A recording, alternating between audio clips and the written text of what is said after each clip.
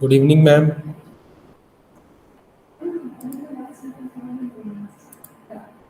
Am I audible, ma'am?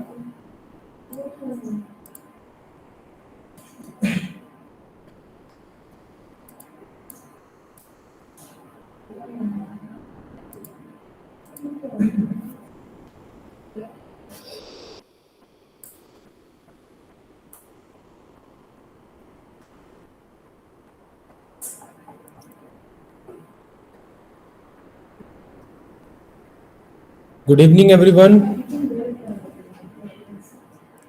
Good evening, sir. Good evening, sir. So I'm going to start now. So today we are going to discuss about mixed media, about its material, methods, the artist who has worked in this media. Okay. So let's begin with discussing on what is mixed media. Okay. So visual art में हमारे पास बहुत सारे domain होते हैं जिसमें हम लोग art work करते हैं. ठीक है. और पेंटिंग है, प्रिंट मेकिंग है, स्कल्पचर है, कई सारे स्पेसिफिक डोमेन्स हैं. ठीक है. और हर एक डोमेन में हमारे पास एक मीडियम होता है जिस मीडियम में हम लोग काम करते हैं. मेरी आवाज़ आ रही है आप लोगों को? Yes, sir. ठीक है. तो हर एक डिसिप्लिन में, हर एक यस सर, आ रही। हाँ, विधा में हम लोग पास मीडियम्स होते हैं, डिफरेंट मीडियम्स होते हैं, और हम किसी भी एक मीडियम का चुनाव करके हम उस मीडियम में काम करते हैं. जैसे कि अगर हम पेंटिंग कर रहे हैं तो ऐसा हो सकता है कि हम ऑयल पेंटिंग कर रहे हो, ऐसा हो सकता है कि हम एक्रेलिक पेंटिंग कर रहे हो. ठीक है. लेकिन जब हम मिक्स मीडिया की बात करते हैं, क्योंकि art is all about expression. ठीक. एक आर्टिस्ट जो होता है वो अपने आर्ट के थ्रू अपने आप को एक्सप्रेस करता है, अपने फीलिंग को एक्सप्रेस करता है, अपनी उन सभी बातों को कम्युनिकेट करने की कोशिश करता है जो उसके उसके पास होती हैं, जो वो कहना चाहता है. तो जब हम एक्सप्रेशन की बात करते हैं तो ऐसा भी कई बार होता है कि आर्टिस्ट को फील होता है कि मुझे अपनी बात को और भी प्रभावी तरीके से कम्युनिकेट करने के लिए कुछ डिफरेंट काम करना चाहिए. तो वो जो डिफरेंट काम करता है वो एक टाइम होता है जब वो टेम्पर करता है अपने काम करने के तरीकों पे. तो उन तरीकों में ही मीडिया के साथ भी टेम्परिंग करता है. जब वो मीडिया के साथ टेम्परिंग करता है और उसमें एक से ज़्यादा मीडियम को यूज़ करता है अपने आर्ट वर्क को जो है क्रिएट करने के लिए, तो हम वहाँ पे मिक्स मीडिया को पाते हैं. मतलब कि एक आर्टिस्ट जब किसी भी स्पेसिफिक मीडियम में काम करता है और उस मीडियम के साथ दूसरे किसी अन्य मीडियम को भी शामिल करता है अपने प्रैक्टिस में, तो वो उस प्रैक्टिस के द्वारा बनाई गया जो आर्ट होता है वो मिक्स मीडिया आर्ट होता है. ठीक है. अब मिक्स मीडिया आर्ट में के कई तरीके होते हैं. देखिए, मटेरियल सबसे ज़्यादा मायने रखता है इसमें, डिफरेंट मटेरियल को किस तरीके से अंजाम दिया जा रहा है. इसके अलावा जो विषय वस्तु होती है, विषय वस्तु की भी इसमें उतनी ही भूमिका होती है जितनी की मटेरियल की होती है. और टेक्निक्स भी इसमें मायने रखता है कि किसी भी मीडियम, किसी मटेरियल को यूज़ करने का एक ट्रेडिशनल टेक्निक हो सकता है, राइट. अब वो उस ट्रेडिशनल टेक्निक को भी ब्रेक करता है, उसको अलग तरीके से भी इंटरप्रेट करने की कोशिश करता है. तो मिक्स मीडिया में बेसिकली जो भी, कई बार ऐसा होता है कि आर्टिस्ट कुछ एक्सप्रेस करना चाहता है और उसके पास जो भी मटेरियल अवेलेबल होता है, जो भी मीडियम अवेलेबल होता है, जो भी उसके नॉलेज में होता है, उसको भी एग्जीक्यूट करने की कोशिश करता है. ठीक है. तो अब नॉर्मली क्या है कि आर्ट वर्क को क्रिएट करने के लिए हमारे पास जो मटेरियल्स होते हैं, क्ले होते हैं, ग्लास होता है, क्लॉथ होता है, पेपर होता है, वुड होता है, स्टोन होता है. ठीक है. बहुत सारे पिगमेंट्स होते हैं, केमिकल कंपाउंड, केमिकल एजेंट के पिगमेंट्स होते हैं. ठीक है. और हम उसका एक सेपरेट सेट जो है, एक तरीका है, एक टेक्निक है, जिस टेक्निक को यूज़ करके हम लोग आर्ट वर्क करते हैं. अगर मान लीजिए इन टेक्निक्स को मिक्स मैच किया जाए, इन मटेरियल को आपस में मिक्स करके यूज़ करके कोई एक आर्ट वर्क क्रिएट किया जाए, तो वहाँ पे हम लोग मिक्स मीडिया को अंजाम देते हैं. ठीक है. अब जब भी कोई आर्ट वर्क में इस तरीके के मटेरियल को यूज़ करते हैं तो वो मिक्स मीडिया की कैटेगरी में आ जाता है. ठीक है. अगर मैं मिक्स मीडिया की शुरुआत की बात करूँ, ठीक है, तो देखिए ऐसा मतलब माना जाने वाली ही बात है, ठीक है, कोई मतलब प्रॉपर एविडेंस नहीं है, लेकिन ऐसा मानते हैं कि पाब्लो पिकासो ने जो 1912 में एक कोलाज किया था, स्टिल लाइव विद चेयर, ये इसका जो टाइटल था, यहाँ से जो है मिक्स मीडिया का हम लोग आरंभ मान सकते हैं, ठीक है।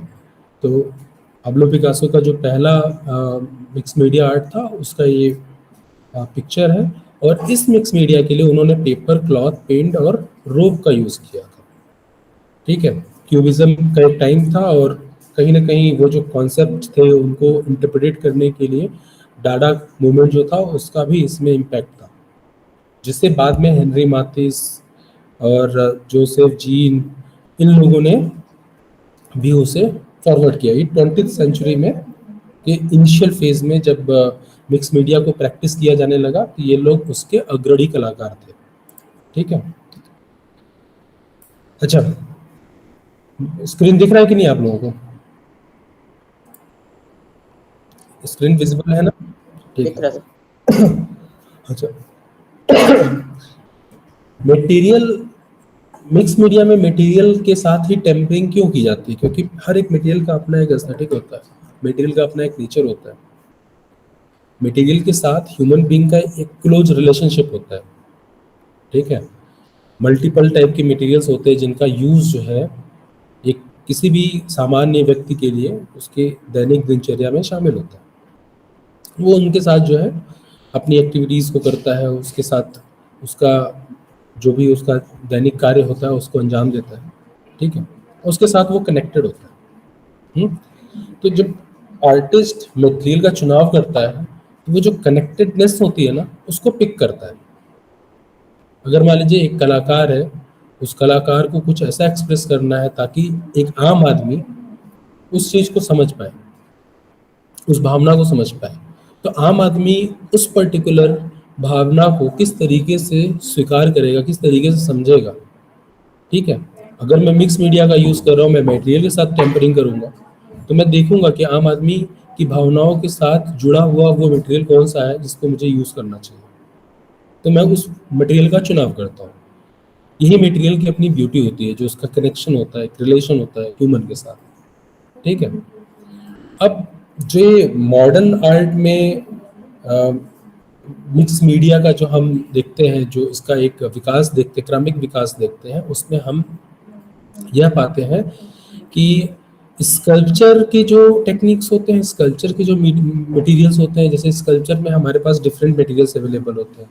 हम लोग पेपर मैशी करते हैं, हम लोग क्ले से वर्क करते हैं, मेटल से वर्क करते हैं, ठीक है, और इस तरीके से वुड से करते हैं, वुड कार्विंग, स्टोन करते हैं, ठीक है।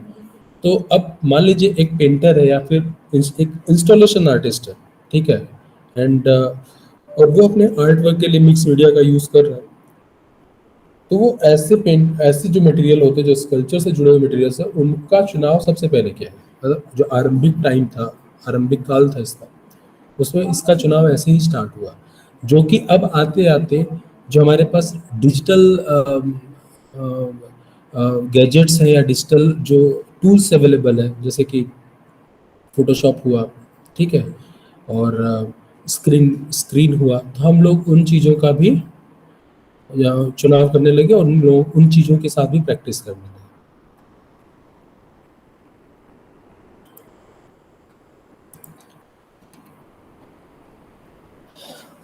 अब क्या है कि मटेरियल, कोई भी मटेरियल होता है वो टेंजिबल होता है, ठीक है, उसको आप छू सकते हैं, उसको महसूस कर सकते हैं। उस मटेरियल के साथ जो व्यक्ति का जो भावनात्मक पक्ष जो जुड़ा हुआ होता है, वो जो ह्यूमन के 5 सेंसेस होते हैं वो सारे उसके साथ काम करते हैं, ठीक है। आप उसको फील कर सकते हैं, ठीक है, आप उसको सुन सकते हैं, देख सकते हैं, जो ये सेंसेस हमारे पास होती है 5 सेंसेस, तो उनमें से वो सेंसेस का एक जुड़ाव होता है। फॉर एग्जाम्पल, दो मेटल रॉड को आपस में टकराएंगे तो we can hear the noise, है ना। कुछ मटेरियल्स होते हैं जिनको हम टेस्ट भी करते हैं, ठीक है। तो ये जो सेंसेस से जुड़े हुए मटेरियल के अपने एक उनका कैरेक्टर होता है, और एक आर्टिस्ट जो है उसके साथ आर्टिस्टिक जो इंटरप्रिटेशन होता है उसके लिए according to the need, according to the sense material का भी चुनाव करता है, ठीक है। इसके साथ मटेरियल का जो अपना नेचर होता है, जैसे कि उसका जो वेट हुआ, उसका जो टेम्परेचर हुआ, ठीक है, उसका जो वो सॉफ्ट है कि हार्ड है, वो ड्राई है कि वेट है, अकॉर्डिंग टू दीज नेचर भी मटेरियल का चुनाव एक आर्टिस्ट के द्वारा चुना किया जाता है जब वो मिक्स मीडिया में प्रैक्टिस करता है।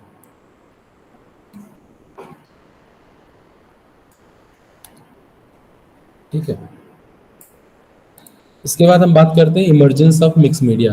मैंने शुरुआत में ही बताया कि ऐसी एक मान्यता है कि मिक्स मीडिया को का जो आरंभ है वो 1912 में जो क्यूबिस्ट कोलाज और कंस्ट्रक्शन था पाब्लो पिकासो का और जॉर्ज ब्राक का, वहाँ से ही स्टार्ट हुआ, जो कि बाद में हर एक आर्टिस्ट जो है अलग अलग मूवमेंट में अलग अलग काल में प्रैक्टिस करना शुरू कर दिया। अब हम बात करेंगे टाइप ऑफ मिक्स मीडिया की। ठीक है।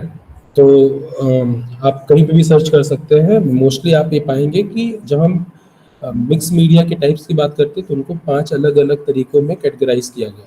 पहला एक है कोलाज, दूसरा है असेंबलेज, तीसरा है फाउंड आर्ट ऑब्जेक्ट आर्ट, चौथा है अल्टर्ड बुक और पांचवा है वेट एंड ड्राई मीडिया। अब कोलाज में क्या होता है, कोलाज में हम कई सारी ऐसी चीजें जिनको पेस्ट कर सकते हैं, जिनको पिन कर सकते हैं, स्टक कर सकते हैं, उनका यूज करते हैं। जैसे कि रिबन्स हो सकते हैं, ठीक है, न्यूज़पेपर के क्लिपिंग्स हो सकते हैं, पेपर हो सकता है, फोटोग्राफ्स हो सकता है, ठीक है, प्लेन पेपर हो सकते हैं, फ्लोरोसेंट पेपर, डिफरेंट टाइप के पेपर्स हो सकते हैं, क्लॉथ का भी हम लोग कई बार कोलाज के लिए यूज करते हैं। तो जब हम कोलाज मिक्स मीडिया की बात करते हैं कोलाज टाइप में, तो वहाँ पे हम बेसिकली कॉम्बिनेशन की बात करते हैं, उन मटेरियल कॉम्बिनेशन की बात करते हैं जिन्हें हम स्टक कर सकते हैं, पेस्ट कर सकते हैं, पिन कर सकते हैं, और उसके थ्रू हम लोग जो हमारे आर्ट में जो हमारे विजुअल एलिमेंट्स होते हैं उसको इंटरप्रेट कर सकते हैं। जब हम असेंबलेज की बात करते हैं, यहाँ पे थ्री डायमेंशनल चीज़ों की हम बात करते हैं। ठीक है।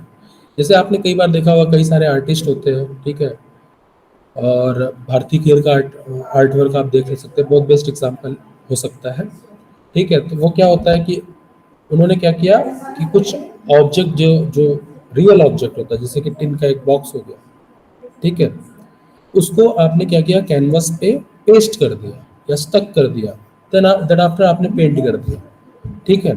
इस तरीके से जो जो जो आपका एक जो विषय वस्तु जो आप अपने कला के द्वारा प्रदर्शित करना चाहते हैं, उस विषय वस्तु से संबंधित जो भी मटेरियल अवेलेबल, जो उस विषय को प्रभावी तरीके से संचार कम्युनिकेट कर सके, ठीक है, आप उसका चुनाव करते हैं, उसको कैनवास पे स्टक करते हैं, उसके बाद पेंट करते हैं। तो अब क्या होता है, एज इट इज उठाते हैं, थोड़ा बहुत टेम्परिंग भी आप कर सकते हैं, और it is completely depends on the artist का जो मूड है उस पर। ठीक है। तो इस तरीके की जो चीजें होती है, इसमें हम क्या करते हैं, असेंबलिंग करते हैं बेसिकली। तो ये आपका जो assemblies type of mix media होता है। तीसरा होता है आपका फाउंड ऑब्जेक्ट। ठीक है। कई बार क्या होता है, देखिए, जो कॉन्सेप्चुअल आर्टिस्ट रहे हैं, ठीक है, और जिन्होंने जो इंस्टॉलेशन आर्टिस्ट होते हैं, उनके संदर्भ में फाउंड ऑब्जेक्ट आर्ट जो है वो ज़्यादा प्रभावी तरीके से हम समझ सकते हैं, और वो ज़्यादा रिलेटेड भी है, उसकी प्रासंगिकता भी है ना। तो डिफरेंट जो हमारे आर्ट में डिसिप्लिन है उस डिसिप्लिन में कई बार आर्टिस्ट क्या करता है कि उसको जो भी चीज़ें मिलती है, जो भी चीज़ें अवेलेबल होती है, एक प्लेस का चुनाव करता है, उस प्लेस पे जाके उसको काम करना होता है, उस काम को करते समय उस प्लेस पे जो भी चीज़ें उसके सामने अवेलेबल होती है, जिस चीज़ को वो एक्सेस कर सकता है, उस चीज़ को लेके वो अपने आर्ट वर्क का क्रिएशन करता है। ठीक है ना। ये कभी भी इंटेंशनल नहीं होता है, स्पॉन्टेनियसली उसको मिल जाता है। ठीक है। और उसने उसको पिक कर लिया, पिक करने के बाद उसने उसको लेके आर्ट वर्क को क्रिएट कर दिया। अब ये कुछ भी हो सकता है, ये इंस्टॉलेशन भी हो सकता है, एक कैनवस पे भी क्रिएशन हो सकता है। ठीक है। ठीक वैसे ही जैसे हमने असेंबलेज में किया है ना। फिर चौथी कैटेगरी आती है अल्टर्ड बुक। ठीक है। ठीक है। अल्टर्ड बुक जो है, इसमें मैगजीन्स, न्यूज़पेपर, बुक्स, ऐसे तमाम चीज़ें जो हमारे पास अवेलेबल होते हैं, जहाँ पे रिटन टेक्सचुअल कंटेंट्स भी होते हैं, विजुअल्स भी होते हैं, हम क्या करते हैं, उनको कट करते हैं और कोलाज की तरह यूज करके हम लोग एक आर्ट वर्क क्रिएट करते हैं। ठीक है, कोलाज में क्या होता है, देखिए अल्टेड बुक में चीजें प्रिंटेड होगी, कोलाज में जरूरी नहीं है कि चीजें प्रिंटेड हो, है ना, ये डिफरेंस है यहाँ पे। बाकी वही चीज है कि हम अपने जो हमारा संबंधित विषय वस्तु है उस विषय वस्तु के हिसाब से हम उसको जो है अरेंज करते हैं, एक बेहतर अरेंजमेंट जो में हमारे एस्थेटिक्स के जो भी सिद्धांत हैं उनके हिसाब से हम उनका उपयोग करते हैं, प्रयोग करते हैं। फिर आपका आता है wet and dry media. Wet and dry media में हमारे पास बहुत सारे मटेरियल्स अवेलेबल होते हैं। ठीक है, जैसे कि जो पाब्लो पिकासो के मटेरियल्स थे उसमें पेंट था, पेपर था, क्लॉथ था और रोप था। तो रोप क्या हो गया, ड्राई मीडिया हो गया, है ना। और बाकी पेंट क्या हो सकता है, पेंट मतलब ड्राई और वेट दोनों ही हो सकता है। फॉर एग्जांपल अगर पेस्टल है तो ड्राई मीडिया हो गया, वाटर कलर या इंक है तो वो आपका वेट मीडिया हो गया। तो जो वेट एंड ड्राई मीडिया है वो मटेरियल के साथ भी एप्लीकेबल उतना ही होगा जितना कि जो हमारे ट्रेडिशनल मटेरियल्स होते हैं। जैसे कि सिर्फ कलर का एग्जांपल ले सकते हैं उस उन दोनों को यूज करके। फॉर एग्जांपल आपने क्या किया, वाटर कलर यानी कि वेट मीडिया लेके आपने कुछ बैकग्राउंड क्रिएट कर दिया। अब उस बैकग्राउंड में जो आपके एलिमेंट्स है जिनको जिस तरीके से हाईलाइट करना है, किसको आगे ले आना है, मतलब फोरग्राउंड लाना है, किसको बैकग्राउंड में भेजना है, ठीक है, पर्सपेक्टिव है, एक तरीके का इल्यूजन क्रिएट करना है, उसके लिए आपने क्या किया कि स्टेडलर का यूज कर लिया, पेंसिल का यूज कर लिया, पेस्टल का यूज कर लिया, ये सारे आपके ड्राई मीडिया है। ठीक है, अभी जो टाइप ऑफ मिक्स मीडिया है इन्हीं को आधार मानते हुए हमने मिक्स मीडिया की कुछ कैटेगरीज बनाई। ठीक है, इसमें ये जो कैटेगरीज हैं जिनमें embossing, casting, dripping, drops, sprays, aging and inking, pen, pencil, pastel, yarn, string, fabrics, fibres, ठीक है, मेटल्स, रेजिस्टेंस, ठीक है, masking, alcohol, water, monotype, pyrography, washi tape, इनके अलावा भी बहुत सारी चीजें हैं। ये कैटेगरीज सिर्फ यहीं तक सीमित नहीं हो सकती, है ना, ये कैटेगरीज जो है बढ़ भी सकती है। अब इन कैटेगरीज को ये उन जो हमारे मिक्स मीडिया के टाइप्स हैं उनके हिसाब से इस कैटेगरी को बनाना इसलिए जरूरी था ताकि हम लोग मिक्स मीडिया में जो अलग अलग मटेरियल है, जो अलग अलग टेक्निक है, उसको थोड़ा सा डीपली समझ सकें और देख सकें क्या इफेक्ट आता है और पेंटिंग में किस तरीके से उनका यूज हुआ है। सो हम लोग एम्बोजिंग एंड कास्टिंग से समझना स्टार्ट करते हैं। तो देखिए एम्बोजिंग एंड कास्टिंग में क्या है, एम्बोजिंग एक painted cast and embossing piece जो होता है, मतलब हमने क्या किया कि कुछ चीज़ों को कट किया, पीसेस में, डिफरेंट पीसेस में कट किया, कट करने के बाद हमने इम्प्रेशन लिया। ठीक है, कुछ इस तरीके की चीज़ें हैं। इसमें जो टेक्निक की बात करते हैं तो एम्बोज या फिर कोई एक फॉर्म लिया, उस फॉर्म का टेक्सचर लेने के लिए प्रेस किया, है ना, ऐसा कुछ भी हो सकता है। तो हमारे पास इसमें टेक्निक में 4 टेक्निक है, एम्बोजिंग है, हैंडमेड पल्प है, रीयूजेबल हैंडमेड मोल्ड्स है और फाउंड ऑब्जेक्ट है। मटेरियल में ये सारे मटेरियल्स हैं जो आप मिक्स मीडिया में आप यूज़ करते हैं। ठीक है, अच्छा ये जो मटेरियल्स आपको यहाँ पे लिखा हुआ है ये वो मटेरियल्स हैं जो एम्बोजिंग एंड कास्टिंग वाले इफेक्ट के काम में आएंगे।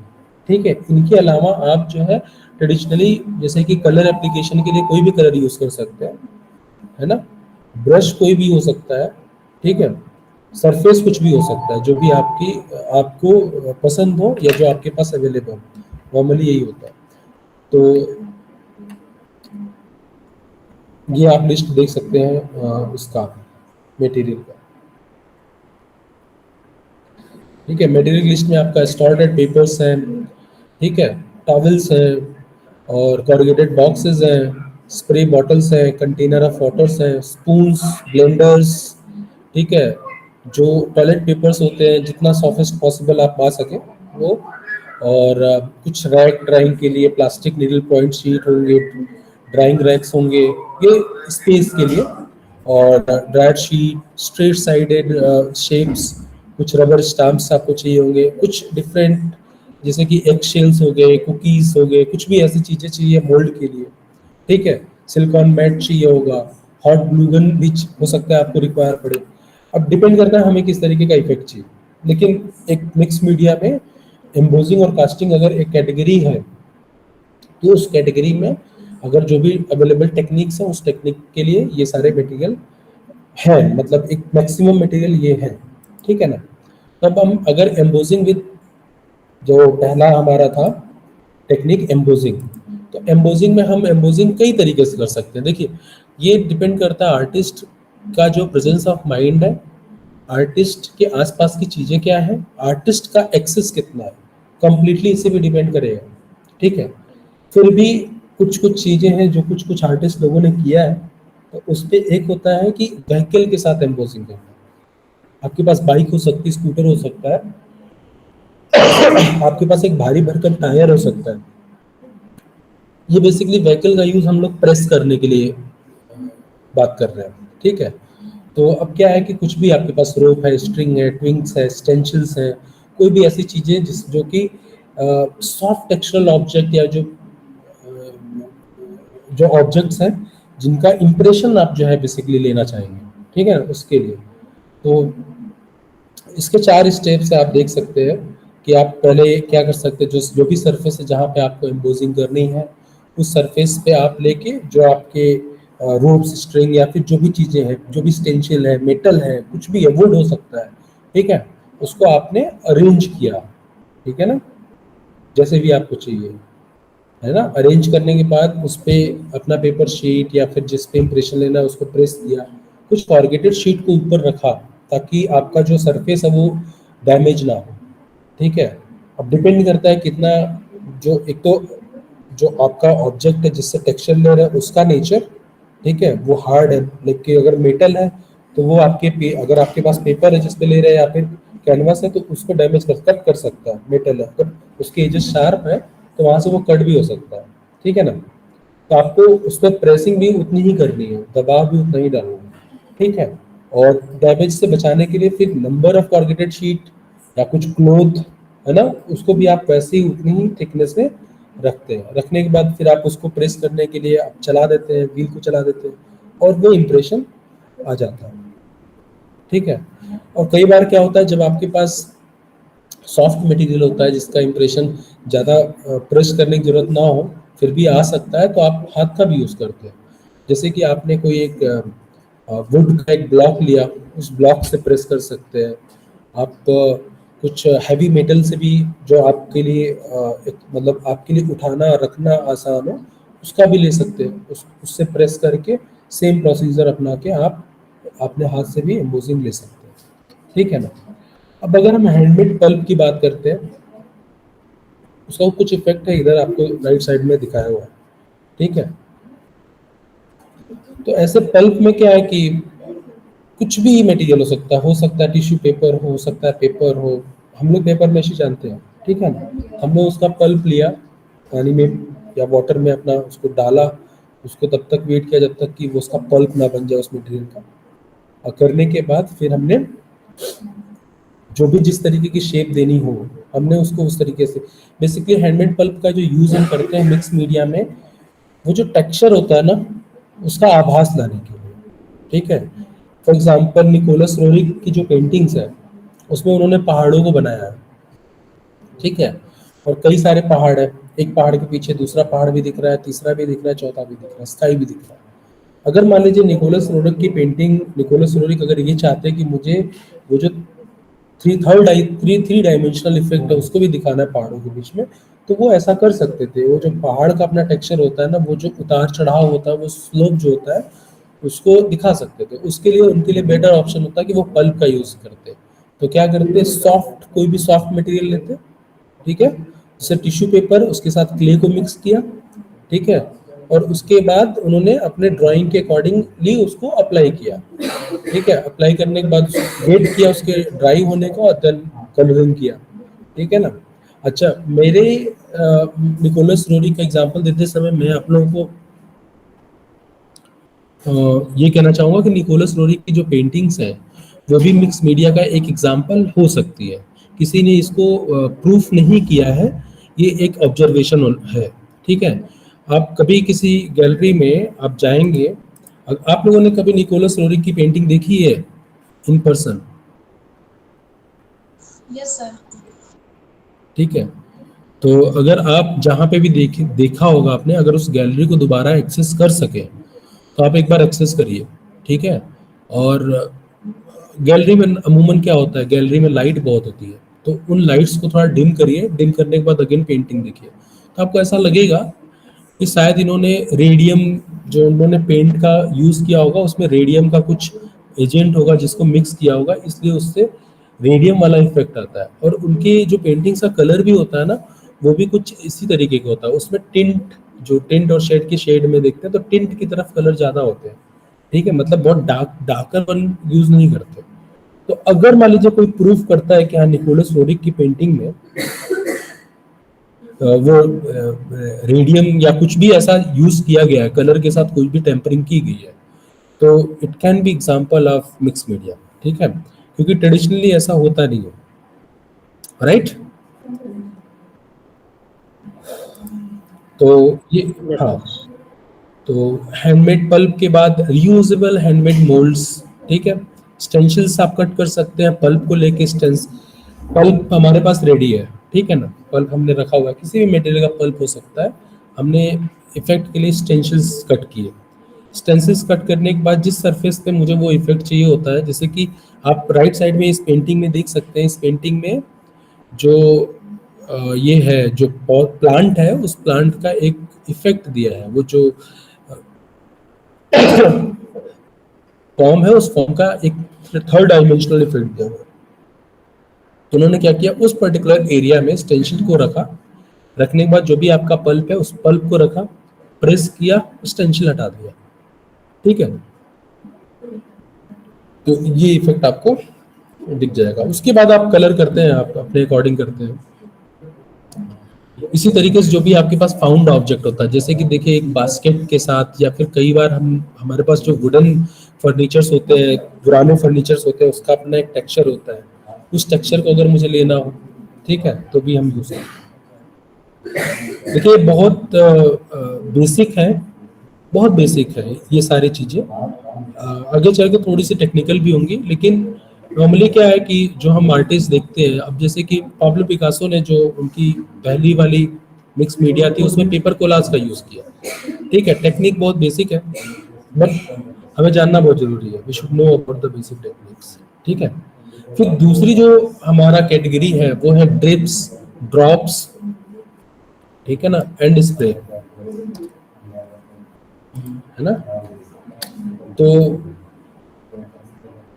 आप सभी लोग जैक्सन पोलाक को एक्शन पेंटर बोलते हैं, राइट, है ना। Yes sir. Yes, sir. क्यों बोलते हैं एक्शन पेंटर?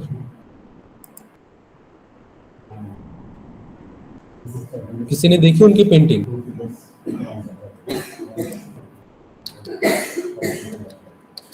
हाँ सर, उनकी पेंटिंग नहीं देखी लेकिन उस टाइप की पेंटिंग देखी।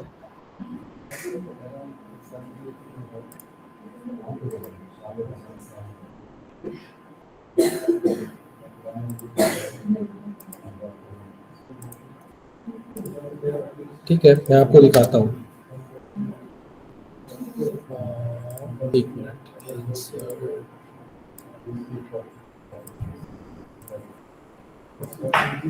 ये एक पेंटिंग है, मुझे इसका टाइटल नहीं पता है, ठीक है।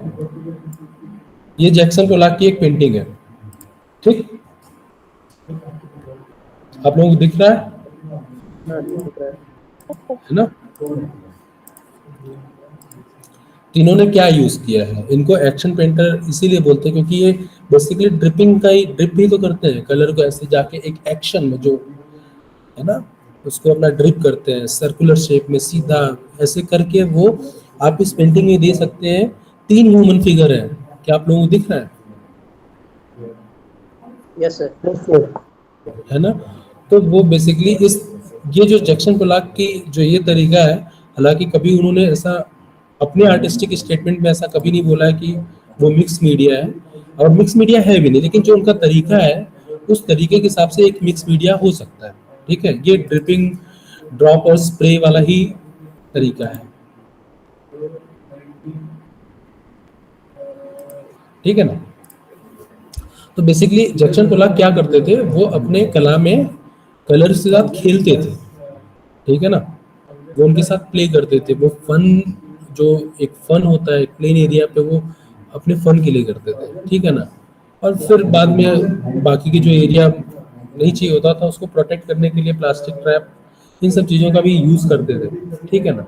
तो उस चीज़ से इंस्पायर होके कुछ लोगों ने मिक्स मीडिया में भी काम किया, ठीक है, जिसमें उन्होंने ड्रिप, ड्रॉप और स्प्रे का यूज़ किया। अब इसमें टेक्निक्स जो है हमारे पास 4 अवेलेबल है अभी तक, ठीक है, और भी टेक्निक्स हो सकते हैं, ठीक है, एक्सप्लोर करने की बात है, ठीक है। तो ड्रिप्स एंड ड्रॉप एक टेक्निक हुआ, स्पैटर्स एंड ड्रिजल एक टेक्निक हुआ, वर्किंग विद वाटर एक टेक्निक हुआ, स्प्रे एक टेक्निक हुआ। इसके अंदर जो भी मटेरियल्स यूज हो सकते हैं उसमें आपके पेंट्स हो सकते हैं, ठीक है, जैसे एक्रेलिक पेंट विद फ्लूइड जो आता है, हैवी बॉडी फ्लूइड, ठीक है, वो, ठीक है, इंडिया इंक हो सकता है, ठीक है, और नॉर्मल एक्रेलिक पेंट भी हो सकता है, और स्प्रे पेंट्स आते हैं हमारे पास, ठीक है, जो हाउस पेंट्स हैं वो हो सकते हैं, और बॉटल्स वाटर चाहिए आपको, ठीक है, अलग अलग तरीके के पेपर्स, कैनवास, ठीक है, और जो भी चीज़ें आपको मिल जाए, टूथब्रश मिल जाए वो हो सकता है, ठीक है ना, और पेंट ब्रश मिल जाए, शू ब्रश मिल जाए, ऐसे कुछ भी चीज़ें आपको, कुछ स्पॉन्ज आते हैं वो हो, और लूफा मिल जाए, ये सब चीज़ें आपके काम में आ सकती हैं, ठीक है ना। अब अगर हम इसकी टेक्निक को एक्सप्लेन करें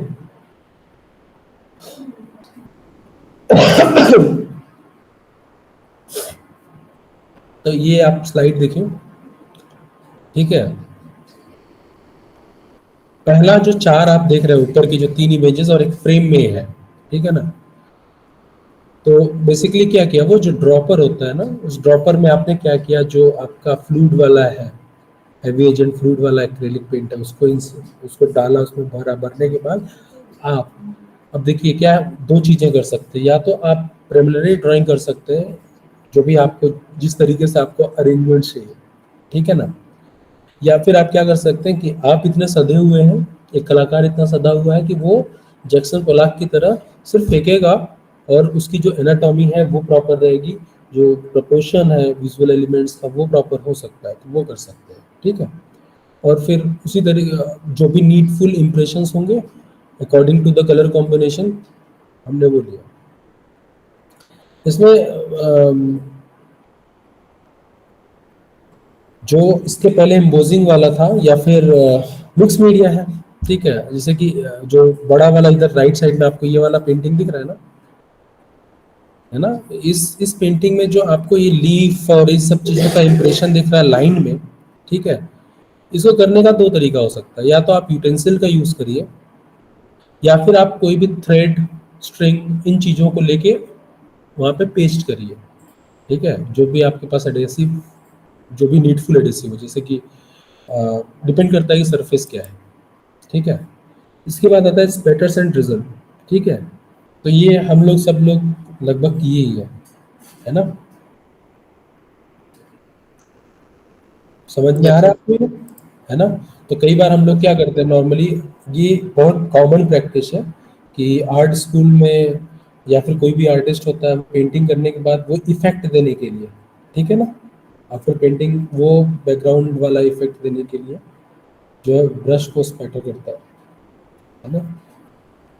तो अब क्या है कि मान लेते हैं कि हमने पोस्टर कलर यूज किया और हमें बहुत थिन चाहिए, हमने वाटर कलर से कर दिया, तो वो ड्राई वेट मीडियम का जो मिक्स किया हमने, ठीक है, that can be good example.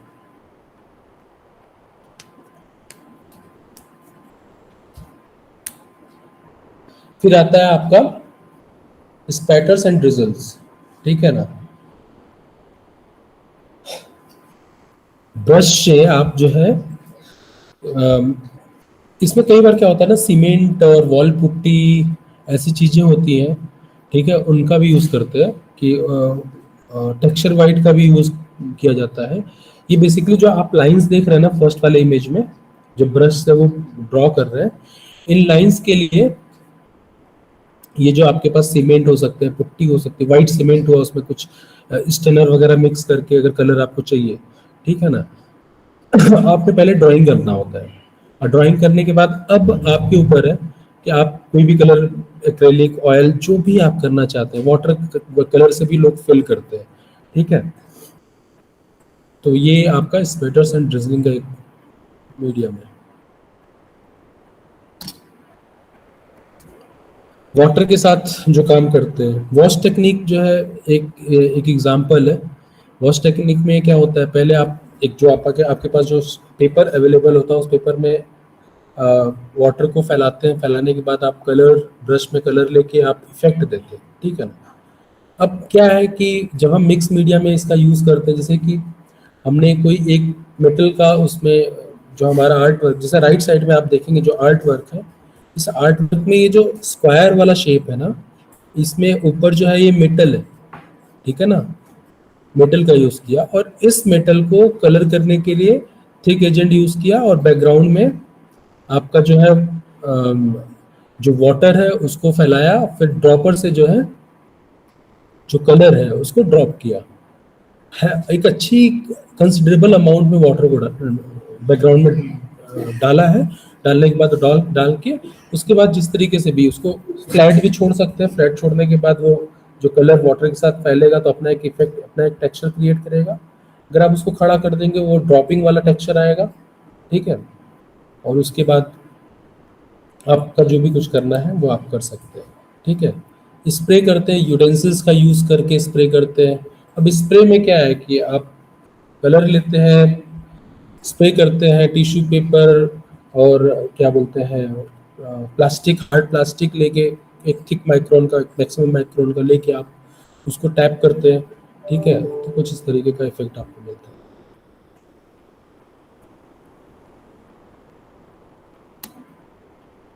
उसके बाद आता है आपका एजिंग एंड एंटीक्विंग, ठीक है ना। इसमें जो टेक्निक्स हैं वो है solution and spray, gold leaf, paints use to age, ठीक है। टी बैग्स का यूज करते हैं, स्टीप्ड टी या फिर कॉफी का, एग शेल का, उसके जो क्रैकल्स होते हैं उनका यूज करते हैं। मटेरियल इनसे इन चीज़ों से रिलेटेड होता है। एल्युमिनियम फॉयल पेपर ले सकते हैं, प्लास्टिक रैप हो सकता है, एक्रेलिक पेंट हो सकता है, कुछ मेटल लीफ आपके पास हो सकता है, ठीक है। वो जो मिठाइयों के ऊपर चांदी वर्क होता है, गोल्ड वर्क होता है, you can also use those leaves, है ना।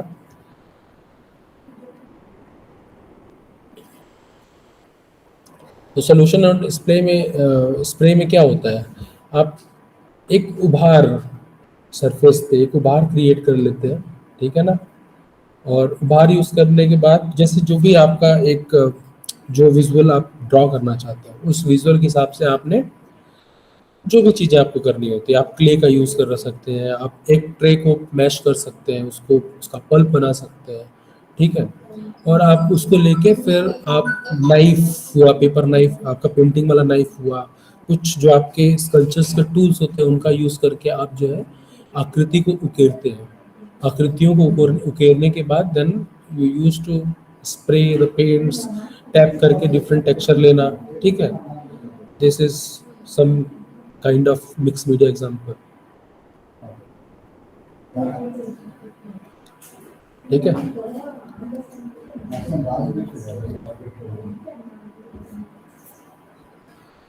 मिक्स मीडिया में जो एक्सपेरिमेंट्स, डिफरेंट एक्सपेरिमेंट्स हैं, इसमें लीफ के साथ जो गोल्ड लीफ है, सिल्वर लीफ है, कुछ मेटल लीव्स हैं, उनके साथ एक्सपेरिमेंट काफ़ी कुछ देखने को मिला है। मैं लास्ट में चल के आप लोगों को कुछ आर्टिस्ट का वर्क दिखाऊंगा जिसमें इस तरीके के काम आपको देखने को मिलेंगे। ये जो आपके राइट साइड में जो एक सैंपल दिख रहा है ना, ये सैंपल एक जो कहते हैं ना कि कंप्लीट वर्क का सैंपल नहीं है, ये जस्ट टू अंडरस्टैंड इसको यहाँ पे लगाया हुआ है, ठीक है ना। तो एक ऐसी मान्यता है, ऐसा मानते हैं कि जो केमिकल्स होते हैं ना वो आपके मेथड को चेंज कर सकते हैं, उनके अंदर एबिलिटी हो, क्योंकि according to the nature of chemical आप मेथड का यूज करते हैं, ठीक है ना। वैसे ही जो मटेरियल होता है, जो अगर मान लीजिए लीफ है, लीफ का एप्लीकेशन कैसे करना है, उसको पेस्ट, उसको बरकरार वहाँ कैसे रखना है, ठीक है, उसको भी आप अलग अलग तरीके से आपने मेथड को यूज करना होता है। जैसे कि अगर मैं यहाँ पे गोल्ड लीफ के ये जो आपको दिख रहा है यहाँ पे एग्जांपल पे, इस तरीके से अगर गोल्ड लीफ का जो आर्टिस्ट यूज करते हैं तो उसमें क्या करते हैं कि नॉर्मली एक्रेलिक मीडियम और ये गोल्ड लीफ, इन दोनों का एक मिक्स होता है, ठीक है ना। लीफ को अपने हिसाब से कट किया, जो भी शेप देना है, कट करने के बाद उसको एक प्लास्टिक, ऐसा प्लास्टिक उस पर रख के then they put the texture, मतलब जैसे सरफेस पे ऐसे हाथ से रख दिया, रखने के बाद थोड़ा सा उसको रब किया, रब करने के बाद उस प्लास्टिक को उठा लिया। ठीक वैसे ही जैसे आप अपने मोबाइल में स्क्रीन गार्ड डलवाने जाते हैं तो वो कैसे होता है, उसको दबाता है, फिर वो ऊपर वाली लेयर को निकाल लेता है, ठीक है। और जो टैटूज वगैरह कुछ आते हैं बच्चों के, छोटे बच्चों के कुछ चॉकलेट वगैरह के साथ, उसमें भी ऐसा होता है, एक पेपर पे होता है, खोलते हैं उसको, डालते हैं, रब करते हैं, वाटर लगाते हैं, निकाल लेते हैं, ठीक है ना।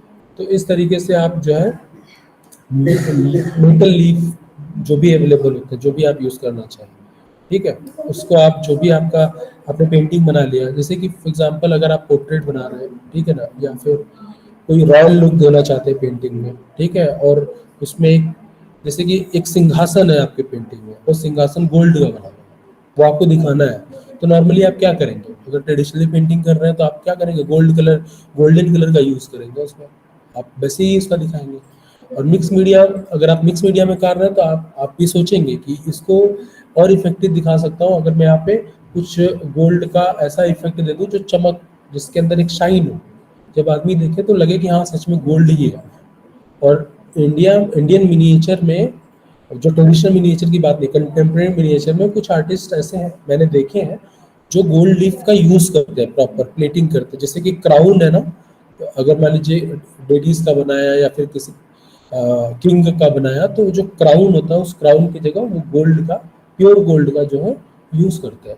तो अब मान लीजिए एक आर्टिस्ट है, उसको एक सिंहासन बनाना है, गोल्ड का दिखाना है, तो वो क्या कर सकता है, इस तरीके से गोल्ड लीफ को, अब जैसे सिंहासन का जो एक शेप है, जो उसकी आकृति है, उस आकृति के हिसाब से डिफरेंट शेडो के हिसाब से आपने पेस्ट करते गए, ठीक है। और उसके अंदर एक उभार दिखाने के लिए, एक 3D वाला एस्पेक्ट दिखाने के लिए आप जो है उसके ऊपर कलर भी अप्लाई करते हैं, या फिर कई बार होता है कि अब डिपेंड करता है लीफ का थिकनेस क्या है, अगर बहुत पतला है तो आप बैकग्राउंड में भी कलर यूज कर सकते हैं, ठीक है।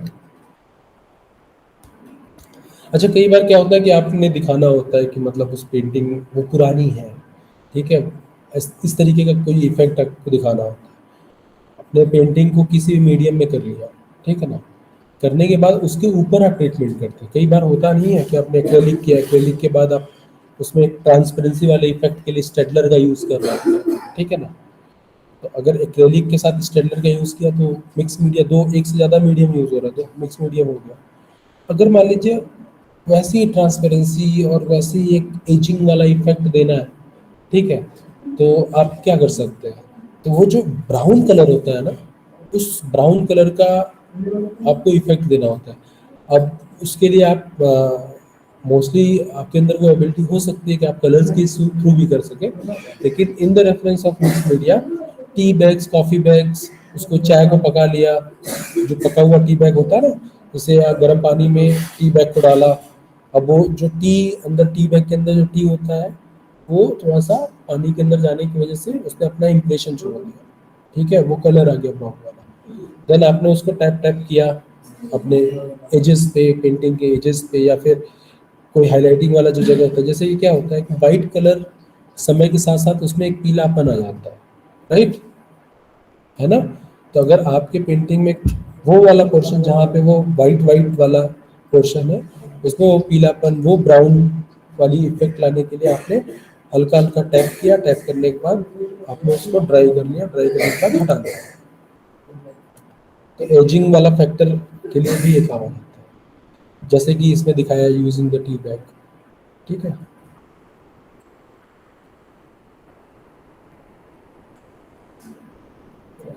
अच्छा, यहाँ पे जो यूज किया हुआ है इस वाले पेंटिंग में, आपने क्या किया कि क्लॉथ लिया, क्लॉथ के ऊपर आपने उसको ऐसा भी कर सकते हैं, जैसे कि जो टी बैग की जो क्लॉथ होती है ना, उसमें एक जो कैनवस कॉटन का क्लॉथ लेके उसके ऊपर लगा के, डाल के, पका के, then you can apply some adhesive और उसको चिपका दिया बैकग्राउंड में। मिक्स मीडिया में ऐसे भी एक्सपेरिमेंट्स होते हैं।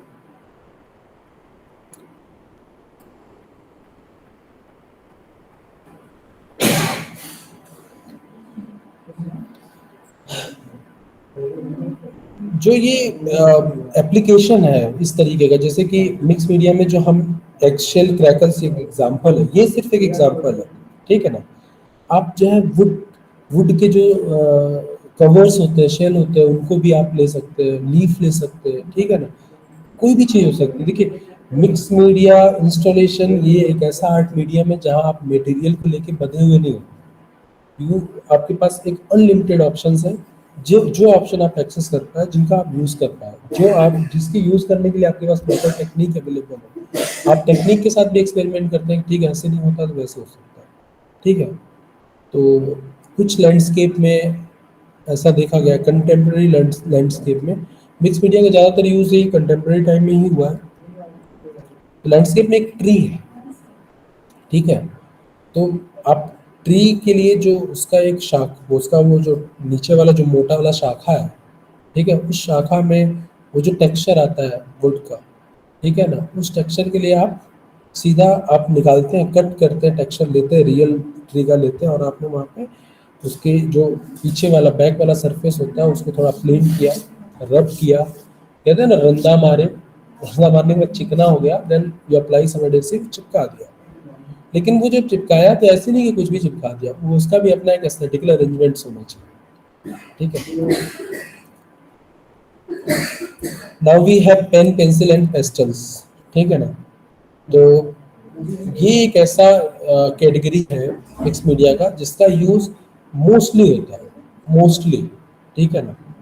और इसको हम ये नहीं कह सकते कि ये सिर्फ कंटेम्प्रेरी आर्ट में ही प्रैक्टिस हुआ है, ये कंटेम्प्रेरी के पहले भी प्रैक्टिस हो सकता है। मेडिवल आर्ट, मेडिवल पीरियड में डिफरेंट जो मूवमेंट हुए वहाँ पे भी इसका प्रैक्टिस हुआ हो सकता है, ठीक है। इसमें जो टेक्निक्स है, ink and water colour pencils, ठीक है, परमानेंट मार्कर्स हुए, ठीक है, क्रेयॉन्स एंड चारकोल का मिक्सअप हुआ, पेस्टल के साथ कुछ अलग अलग, ट्रांसलूसेंट पेपर के साथ कुछ डिफरेंट बैकग्राउंड होते हैं, यूनिक बैकग्राउंड होते हैं, उनके साथ भी इसका हुआ है। और इसमें मटेरियल्स में आपके पास water colour paper, mat boards, canvas, ठीक है, कुछ water bottles, brushes, different size, different type of brushes, ठीक है, और कुछ डिफरेंट टाइप के मार्कर्स, चारकोल, क्रेयॉन, ये सब मटेरियल आपको चाहिए, ठीक है ना।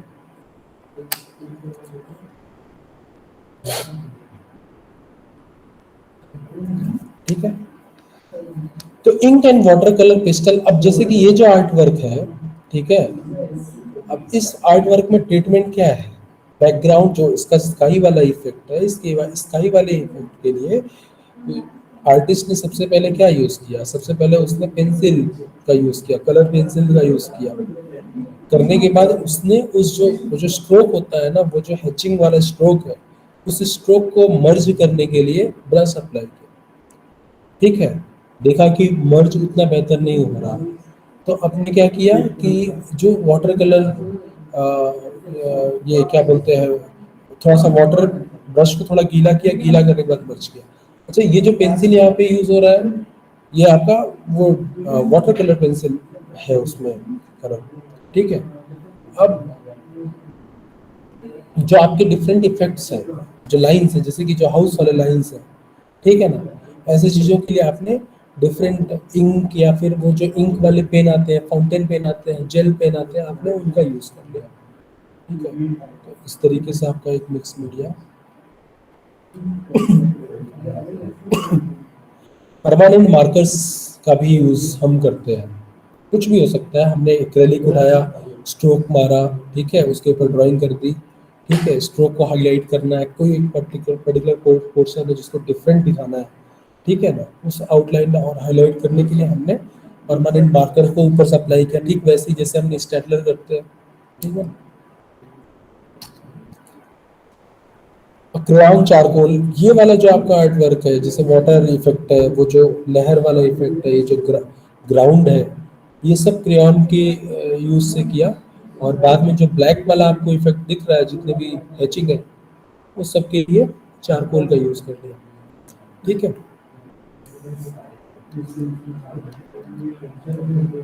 Pastels and charcoal pencil similarly, ठीक है। अब ट्रांसलूसेंट पेपर से क्या यूज है, ठीक है ना। आप क्या करते हैं, जैसे कि ये आप देख रहे हैं ना, जो फर्स्ट इमेज में और सेकंड इमेज में, या फिर लास्ट जो बड़ा वाला पिक्चर में आप देखेंगे जो लिखा हुआ मटेरियल है, कंटेंट है, तो वो एक क्लाउडी सा इफेक्ट है, वो पेपर कट है, ट्रांसलूशन है ना, पेपर कट है, लिखने के बाद उसको गीला करके उसको चिपका के उसके ऊपर कलर आपने अप्लाई कर दिया, ठीक है ना।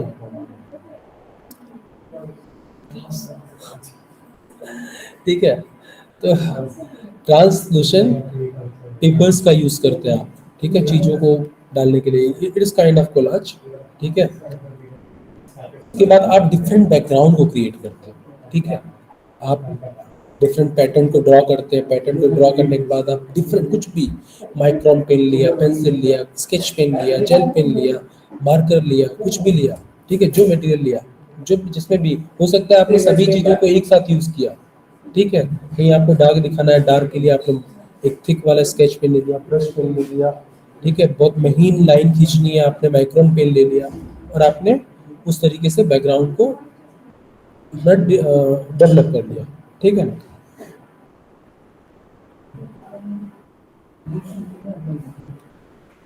इसके बाद आती है बारी यार्न और स्ट्रिंग की, ठीक है ना।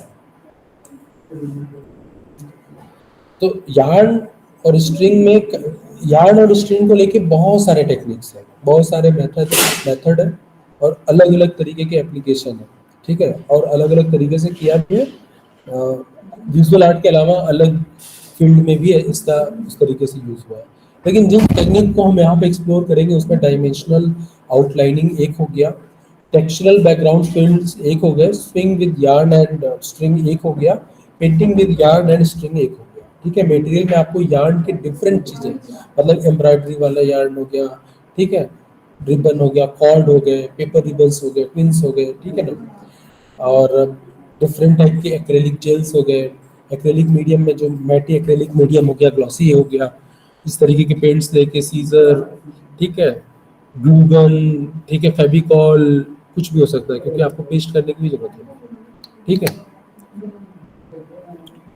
जो भी हमारे पास सरफेस अवेलेबल होता है, first using the dripping, dropping, any kind of thing, या फिर कलर अप्लाई करके टैपिंग, ठीक है, हमने एक टेक्सचर किया, एम्बोसिंग कर सकते हैं, ठीक है। नाउ जो हमारा पर्टिकुलर विजुअल एलिमेंट जो हमें दिखाई देने वाला है, उसके लिए हमने क्या किया कि जो भी हमारे पास यार्न या स्ट्रिंग अवेलेबल है जिसको हमें करना है, क्योंकि हम अपने विजुअल एलिमेंट्स में एक डायमेंशन को दिखाना चाहते हैं, हमारा एम्फेसिस है उस पर, तो हमने क्या किया, उसको वहाँ पे अरेंज किया, अरेंजमेंट के हिसाब से उसको वहाँ पे पेस्टिंग करी, पेस्टिंग के हिसाब से नाउ इसके ऊपर भी हम कलर अप्लाई करते हैं, ठीक है, उसकी डेप्थनेस दिखाने के लिए, उसको हाइट, जो एक पर्टिकुलर पोर्शन है जहाँ लाइट पड़ रहा है उसका हाइट, उसको हाईलाइट करने के लिए, ठीक है।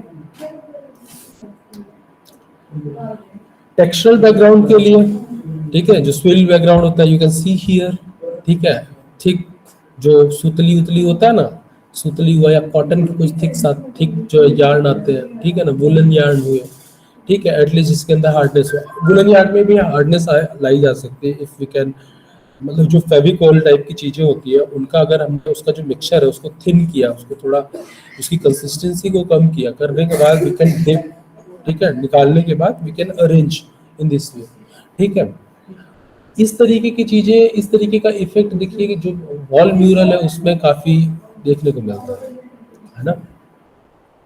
फिर हम अपने डिजाइन के हिसाब से उसको अरेंज करते हैं, अरेंज करने के बाद पहले हम लोग टेक्सचर वाइट या फिर क्या आता है एक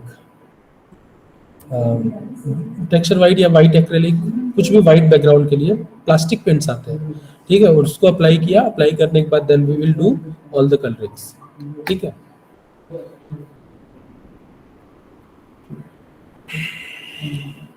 उसके बाद आपका होता है कि आप स्विंग करते हैं, यार्न और स्ट्रिंग होता है ना, आप कैनवास होता है, कैनवास में होल किया, होल करने के बाद उसके अंदर डाल के बांध दिया, ठीक है, ठीक है। स्विंग मतलब होल करना और उसके थ्रू जो है, जो थ्रेड है या फिर यार्ड है उसको पास कराना, ठीक है। देन अब उसके बाद जो भी जिस तरीके से भी आपको गांठ लगानी है, टाई करना है, वो it is completely up to you. So this kind of effect, देखिए ये इतने सारे टेक्निक्स है ना, इसका हम एक्सप्लोरेशन इसलिए कर रहे हैं when we will try to find some painting, ठीक है ना, मतलब हम किसी आर्टिस्ट को स्टडी कर रहे हैं, उसका पेंटिंग हमें मिला, पेंटिंग को एनालाइज कर रहे हैं, ठीक है, तो एनालाइज करते समय हमें उसको डिफरेंट पेंटिंग में कुछ डिफरेंट चीजें देखने को मिलेंगी, तो how can we make the different typology, different categorisation of a particular painting, या फिर एक पर्टिकुलर ग्रुप है, उस ग्रुप में डिफरेंट कोई आर्टिस्ट, मतलब 3-4 आर्टिस्ट डिफरेंट कैसे हैं, 3-4 आर्टिस्ट अलग तरीके से काम कैसे कर रहे हैं, ठीक है ना। ऐसी चीजों के लिए जरूरी है कि we should know about the different basic. ये जो आप स्लाइड देख रहे हैं ना, स्लाइड में जो आपको एक आर्ट वर्क दिख रहा है, इधर जो काम किया हुआ दिख रहा है, ये कोई बहुत आर्टिस्टिक वर्क नहीं है। क्या ये आर्टिस्टिक वर्क दिख रहा है आपको? वो जो स्कूल किड्स होते हैं ना, जो अपने कला की कक्षा में जो एक्सपेरिमेंट्स करते हैं, काइंड ऑफ थिंग्स नहीं।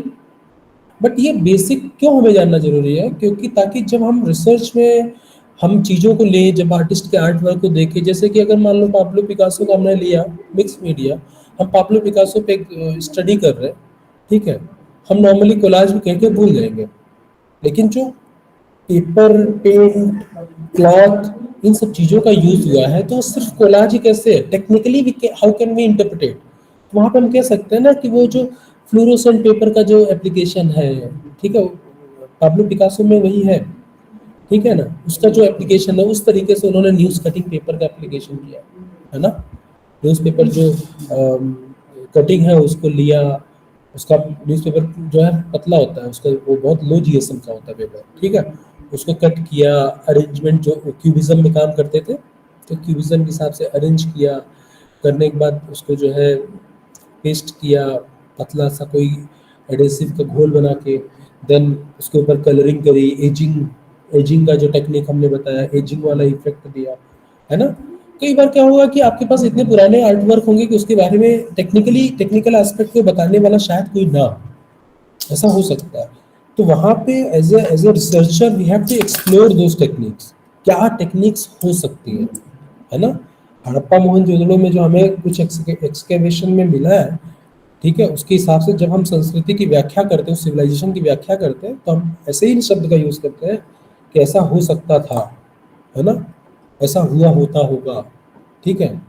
तो जब हम एक्सप्लोर करेंगे तो कुछ ऐसी सेंटेंस का यूज करेंगे, फॉर दैट ऐसा हुआ होगा, तो वो ऐसा जो है ना उसको इन्वर्टेड कॉमा में रखिए, तो वो ऐसा बताने के लिए we have to know these basic techniques, these basic information, ठीक है। तो आप बोल सकते हो वो स्ट्रिंग किया होगा, they have swing the yarn through yarn, ठीक है, they made some holes first on the canvas, then after they, है ना, swing the yarn, ठीक है, to highlight the dimensions, different, ठीक है, line effect, ठीक है।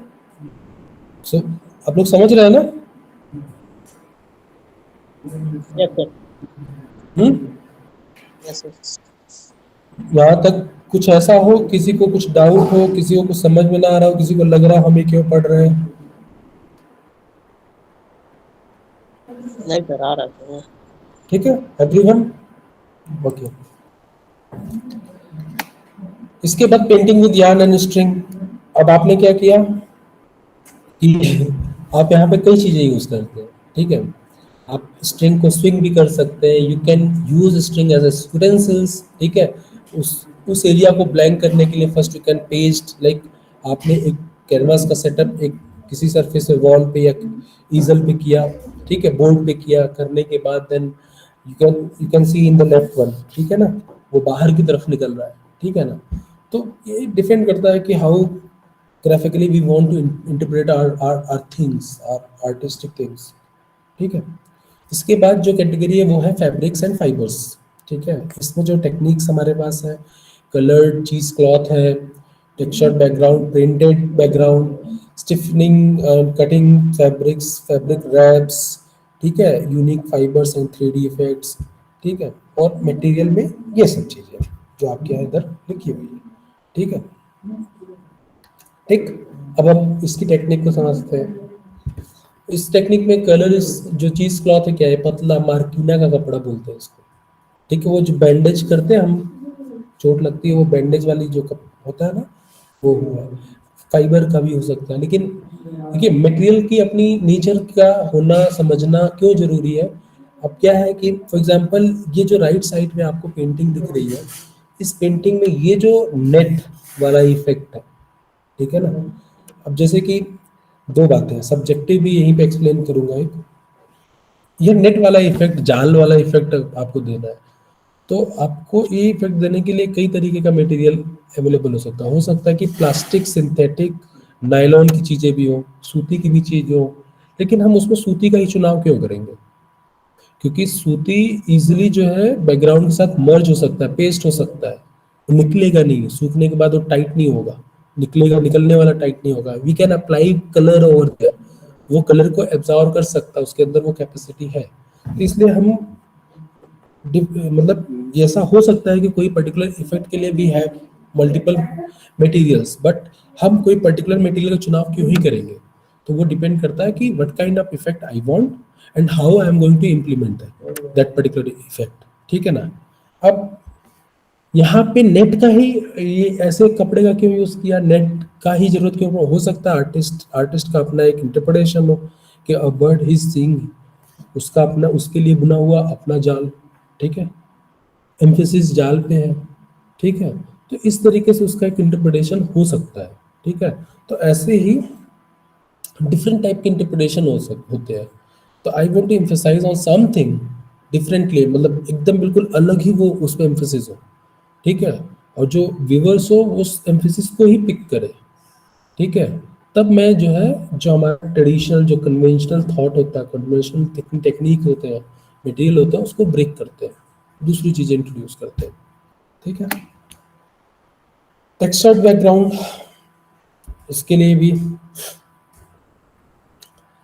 ये जूट, जो जूट होता है, जूट बैग्स होते हैं, जूट जूट के जो आपके पास थान के कुछ भी मिल जाए, ठीक है ना। So you can take those and you can paint and you can use all those things for your background, ठीक है। ऐसा भी हो सकता है कि आप अपने पेंटिंग का पर्टिकुलर एक हिस्सा है, वहीं पे भी आप इसका ऐसा यूज कर सकते हैं, depend on your thought, your expression, okay. Stiffening and cutting fabrics, fabrics को आप कट करते हैं, ठीक है, कट करने के बाद फिर आप उसको चिपकाते हैं। ये राइट साइड में जो पेंटिंग है, इसमें जो स्ट्रिप्स लंबी लंबी दिख रही है, सब चिपकाया हुआ है डिफरेंट कलर के फैब्रिक्स को, ठीक है। हेनरी मतीस जो है, उन्होंने इसका यही टेक्निक यूज किया था पेंटिंग में अपने। उस पेंटिंग का टाइटल नहीं याद आ रहा, ठीक है। हेनरी मतीस ने इस टेक्निक का एक बार यूज किया है उनकी बात। और ग्रीन स्ट्रिप में नहीं नहीं नहीं, कुछ ऐसे हैं, बट क्या भी बता रहा हूँ।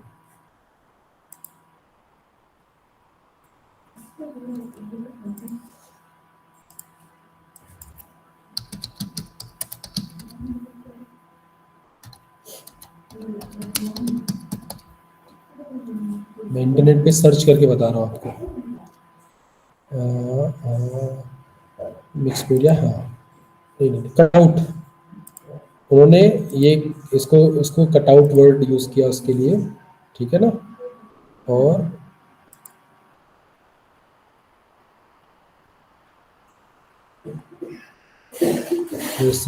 माउंटिंग, स्टेबिलिटी, ये है उनकी painting. Red studio, the red studio उनकी पेंटिंग का नाम है, ठीक है। ठीक है सर। हाँ, इसमें उन्होंने कट, इस टेक्निक को उन्होंने कटआउट बोला, और ऐसे ही उन्होंने क्या किया, कुछ यूटेंसिल्स बनाए, कुछ कट किया, then he used all those things, ठीक है। तो अब आपकी आती है ये stiffening and cutting the fabrics. मतलब क्या है कि आपने फैब्रिक्स को चिपकाया भी, कटा, कट भी किया, फैब्रिक्स के ऊपर जो है आपने स्टिचिंग वाला इफेक्ट भी दे दिया, ठीक है ना।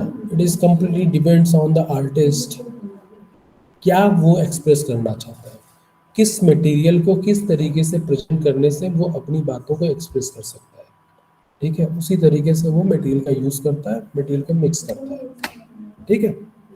फैब्रिक रैप्स, फैब्रिक रैप्स मतलब क्या है, कोई भी आपको सरफेस मिला, प्लेन सरफेस, कैसा भी surface, Now we are going to wrap with that particular surface, that particular object form, with using the fabric, with the help of fabrics. See the second image is wrapping ना. उसके बाद आप जो है जो आपका आर्ट बोर्ड होता है उस पे आप जो है उसको स्टक कर देते हैं, ठीक है. जो विवान सुंदरम का एक वो है, एक इंस्टॉलेशन है, ठीक है. और उसका टाइटल है मेकिंग स्ट्रेंज, कुछ ऐसे पोस्टमार्टम करके, ठीक है ना. विवान सर्च करिएगा, विवान सुंदरम का एक इंस्टॉलेशन है. वो मतलब मिक्स मीडिया नहीं कह सकते, इंस्टॉलेशन है प्रॉपरली. तो वो पोस्टमार्टम स्ट्रेन चेंज ऐसे करके कुछ उसका टाइटल है, ठीक है, सर्च करिएगा. तो उन्होंने कुछ फैब्रिक को लेके 3D इफेक्ट को उसका शो करने के लिए कुछ यही टेक्निक का यूज किया है, जो यहाँ पे unique fibres and 3D effects, ठीक है ना. इसमें क्या होता है कि आप फैब्रिक्स को लेते हैं, आपको जो इफेक्ट देना होता है, जैसा भी देना होता है, जो उसका डिफरेंट डायमेंशंस होते हैं, उन डायमेंशन को शो करने के लिए यू मेक द पोटली different shapes, you make different folds, ठीक है. और आप उसको स्टक कर देते हैं, अरेंज कर देते हैं अपने आर्ट बोर्ड पे, ठीक है. इसके बाद यूजिंग मेटल्स.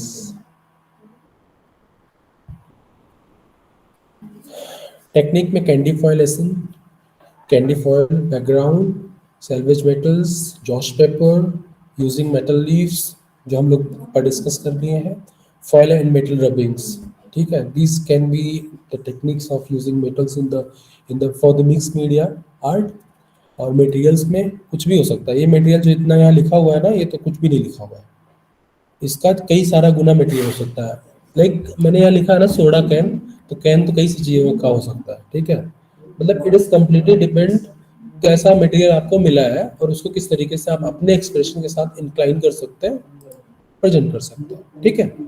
सो कैंडी फॉयल एसेंट क्या है, मतलब नॉर्मली हम लोग चॉकलेट वगैरह खाते हैं, उसका फॉयल होता है ना, तो he is talking about that candy foil, ठीक है ना.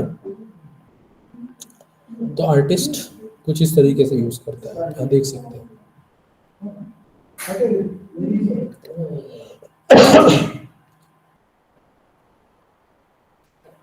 ठीक है. बैकग्राउंड के लिए इसमें जो राइट साइड में आपको बैकग्राउंड दिख रहा है, देखिए फर्स्ट स्टेप, सेकंड स्टेप. ये आपकी कैंडी है, उसको फॉयल को ओपन किया, उसको ग्लू से पेस्ट किया बैकग्राउंड में, उसके बाद पेस्ट किया, पेस्ट करने के बाद फिर अपना जो भी आर्ट वर्क करना है आप करिए. ये इसका तरीका है, ठीक है. उससे बैकग्राउंड कैंडी फॉयल से बैकग्राउंड लगाने का ये मटेरियल है. अच्छा, जितना भी मटेरियल आपको, जितना भी टेक्निक, जितनी भी कैटेगरीज में करके मैं बताऊंगा, उससे ज़्यादा और भी अवेलेबल जरूर होगा, ठीक है. कई बार एक ग्रुप में अगर आपको 10 आर्टिस्ट मिलेंगे मिक्स मीडिया के, हो सकता है 10 आर्टिस्ट में मटेरियल्स जो यूज किए होंगे बिल्कुल डिफरेंट किए होंगे, एक दूसरे से बिल्कुल अलग, ठीक है ना. इसकी पॉसिबिलिटी आपको मिलेगी, ठीक है. आपका नेक्स्ट है आपका सैल्वेज मेटल, ठीक है. तो आप क्या करते हैं, जैसे कि ये जो बैकग्राउंड, जो ये आर्ट वर्क देख रहे हैं ना, आप ध्यान से देखिए, जो राइट साइड में बड़ा वाला है, जो कील होती है ना, उस कील से इसको स्टक किया गया है इस वुड फ्रेम पे, है ना. तो ये जो पेंटिंग को बनाया है ना, वो मेटल पे बनाया है. मतलब कि सपोज कोई पतला सा कैन है, कैन को अनफोल्ड किया आपने, अनफोल्ड करने के बाद स्टक किया, स्टक करने के बाद आपने उसके ऊपर पेंट यूज किया, ठीक है. आप लोगों ने कभी ऐसा कोई आर्ट वर्क देखा है जिसमें इस तरीके से यूज किया गया हो? नहीं देखा है, चलिए ठीक है. जॉश पेपर एक आता है, उसका यूज आप करते हैं,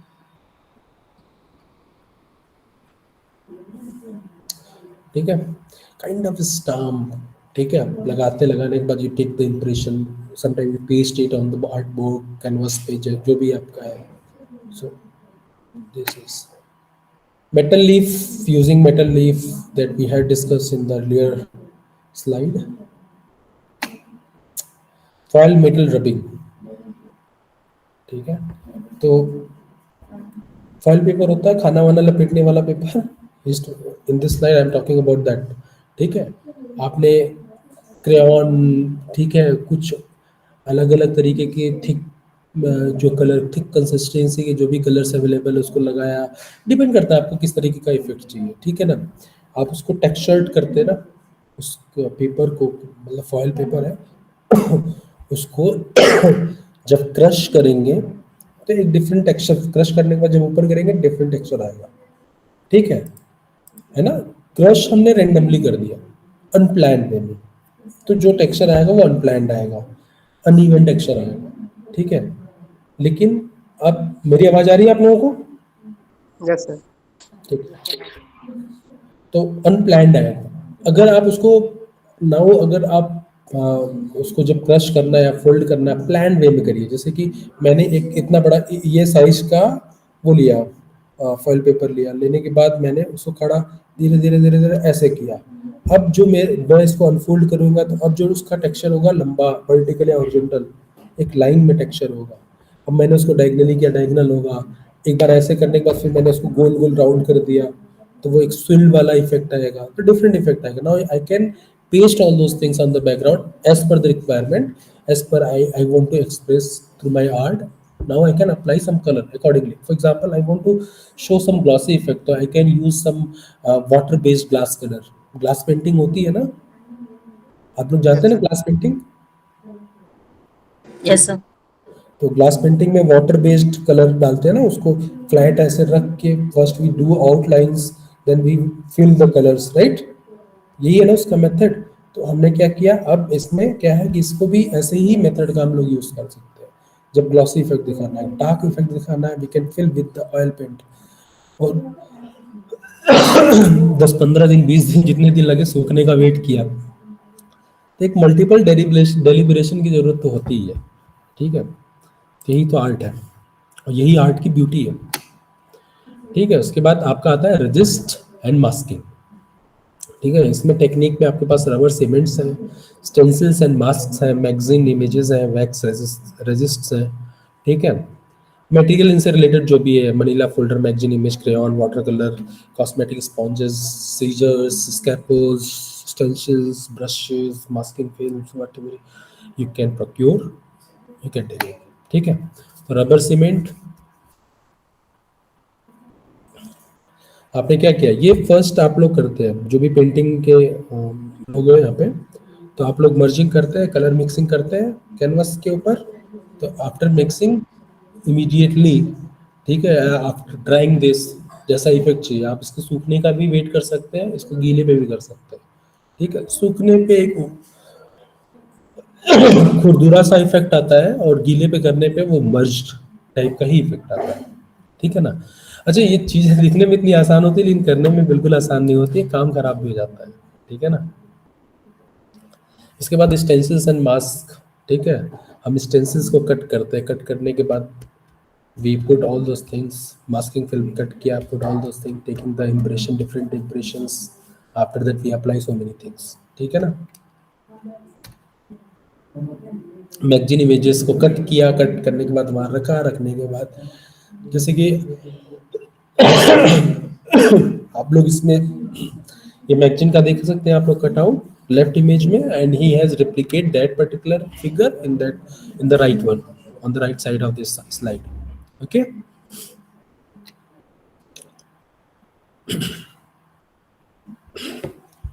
अब क्या होता है ना, कई बार हमारे पास कुछ ऐसे मटेरियल्स होते हैं, ठीक है, जो कलर को लेके रेजिस्टेंस होता है, ठीक है, रजिस्ट करते हैं कलर को, ठीक है। जैसे कि लिथोग्राफी करी आप सब लोगों ने?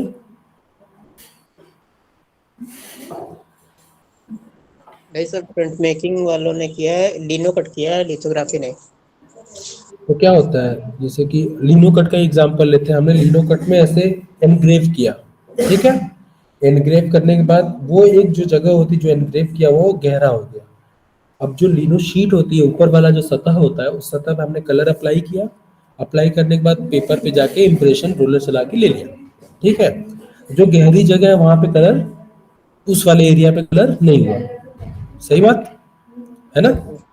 तो अब क्या होता है, कुछ फैक्ट्स होते हैं जो कलर को लेके रेजिस्ट करते हैं। अब वो जो एनग्रेव किया हुआ चीज था ना, वो लिथोग्राफी में उसने कलर को रेजिस्ट किया, उसने होने नहीं दिया कलर, क्योंकि वो एनग्रेव दे दिया था। तो तो हम क्या कर सकते हैं, इसमें वैक्स का यूज करते हैं लिथोग्राफी में। जिस एरिया पे कलर नहीं चाहता उधर हम लोग उसको लगाते हैं, गम अरेबिक वगैरह, ठीक है, वो नहीं आता। तो वैसे ही हम लोग वैक्स रेजिस्ट का यूज करके हम लोग बाकी का काम करते हैं। फिर उस पर्टिकुलर एरिया पेंट नहीं होता, देन वी उसको हम एज इट इज छोड़ देते हैं वैक्स लगा हुआ, उसका एक अपना अलग इफेक्ट आता है मिक्स मीडियम में। If we I am going to remove this then we can apply anything else. If I am applying same thing, ठीक है ना, तो फिर वो मिक्स मीडिया नहीं हुआ।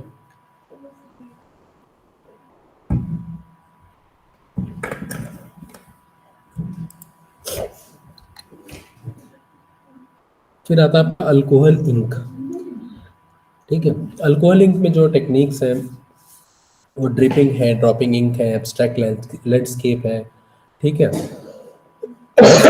कॉन्सेंट्रिक सर्कल्स है, सीलिंग रैप इफेक्ट है, मास्किंग फ्लूइड है, combining paints and alcohol inks है, material all is related with this, ठीक है। इसमें डिफरेंट एक ही चीज आपको मिलेगा, यूपो सिंथेटिक पेपर, ठीक है, ये थोड़ा सा डिफरेंट है, ठीक है।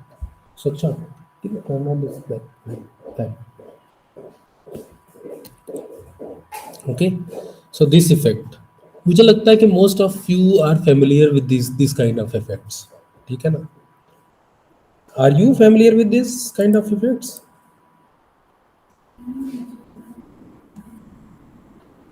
बहुत सारे आर्टिस्ट जो है कंटेम्प्रेरी टाइम के, वो अपने पेंटिंग में इस तरीके के इफेक्ट्स देने के लिए इस टेक्निक का यूज करते हैं, ठीक है ना।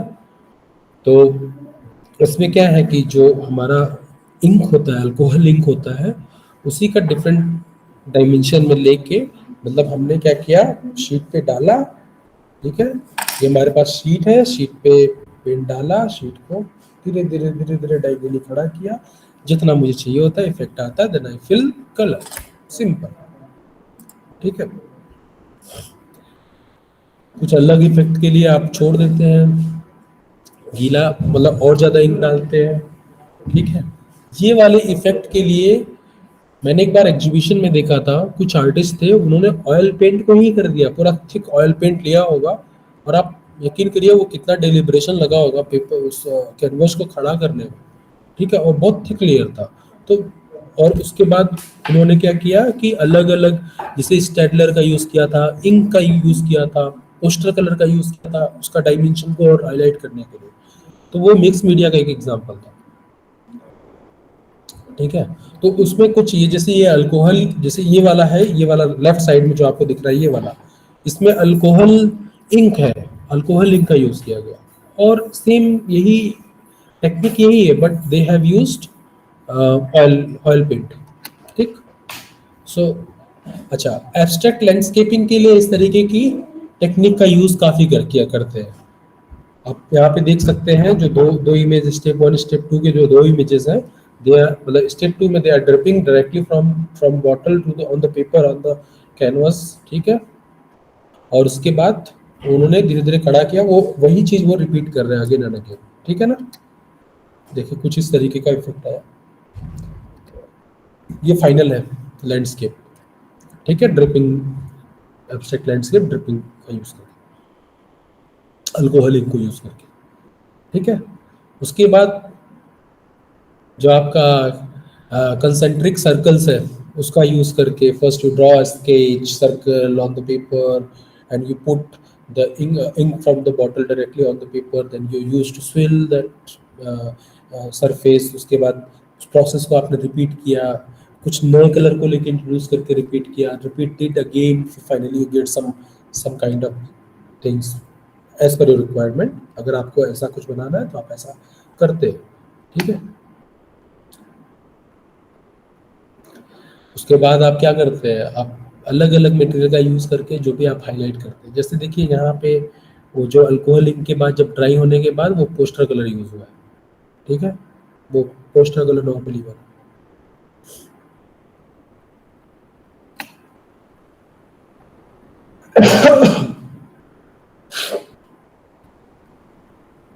सीलिंग रैप इफेक्ट, अब क्या है कि हमने, अब चाहे तो मैं उसको ड्रिप करूं, चाहे तो मैं उसको सरफेस पे ऐसे छोड़ूं, कुछ भी करूं, करने के बाद जब मेरे पास एक एक टेक्सचर आ जाता है, now I have to pursue some other effect from that texture, ठीक है।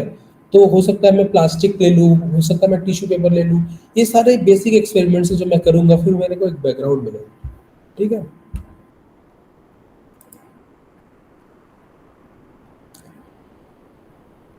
ये है आपका इफेक्ट, जो रैप का इफेक्ट है, ठीक है। तो जैसे कि आप ये इफेक्ट आप अगर समझते हैं तो कई बार आप जब पेंटिंग का विजुअल एनालिसिस करेंगे, when you are going to discuss about the techniques only, ठीक है। मेथड हो सकता है, मटेरियल भी, ठीक है, टेक्निक मटेरियल एटलीस्ट, ठीक है। तो क्या है कि अब आर्टिस्ट जो है वो इफेक्ट कैसे लाया है, नाउ यू नो कि ये इफेक्ट ना इस तरीके से आता है। तो आप उस काम को, जो प्रैक्टिस बेस्ड रिसर्च होता है ना, उसमें क्या करेंगे, वो जो काम है आर्टिस्ट का, उस काम को इमिटेट कर लेंगे, आप उसी को दोबारा से बना लिया, ठीक है, वही यूज करके। अगर आपको सिमिलर दिखता है तो आर्किटेक्चर में जो रिसर्च होता है उधर एक ना कुछ एक रिसर्च टेक्निक है, उसको एम्बोजिंग कुछ ऐसे, क्लोनिंग करके मास्किंग, ऐसे कुछ अच्छा सा नाम है, मैं आपको टेक्स्ट करूंगा, ठीक है ना। उस टेक्निक में यही होता है, जब जैसे क्या होता है ना कि आर्किटेक्चर में जैसे कि किसी बिल्डिंग का आप सर्वे कर रहे हैं, आप लोग जो लोग आर्कियोलॉजी या स्कल्पचर से हैं उनके लिए भी ये यूजफुल हो सकता है, ठीक है। जैसे आप बिल्डिंग में गए तो क्या है, तो पुरानी बिल्डिंग है, ठीक है, तो कंजर्वेशन नहीं हुआ या अच्छे से उसका ख्याल नहीं रखा गया, तो कई सारी चीज़ें में मिट्टी विट्टी जम जाती है। तो सपोज अगर कोई एक पर्टिकुलर शेप है, वो शेप मल्टीपल पत्थरों को जोड़ के बनाया गया, तो उन पत्थरों के बीच की जो दरार होती है, गैप होती है, वो एक एज आने के बाद मिट्टी से भर भर के, और पत्थर के ऊपर भी एक मिट्टी का लेयर जम गया, now you can not understand, ठीक है। So we don't have that guide. अगर कोई कंजर्वेशन के लिए आ रहा है तो वो क्या करेगा, कैसे करेगा, तो he have to find out, like professional होगा पहले वो साफ करेगा, ठीक है, कोई भी साफ करेगा, तो यू हैव टू अंडरस्टैंड। अब सिमिलरली सेम चीज अगर रिप्लिकेट हो रहा है कहीं पे, तो उस रेप्लिकेशन में भी सेम चीजें जानी चाहिए। तो हो सकता है उधर उसको ना दिखी हो सकता है पीछे के इतिहास में कहीं जाके वो ब्रेक हो गया हो, किसी ने उसको सीधा रिप्लेस कर दिया, ठीक है, तब कंजर्वेशन प्रॉपर नहीं होगा। तो अब उस रिसर्च में क्या होता है ना, कुछ ऐसे होता है, ठीक है।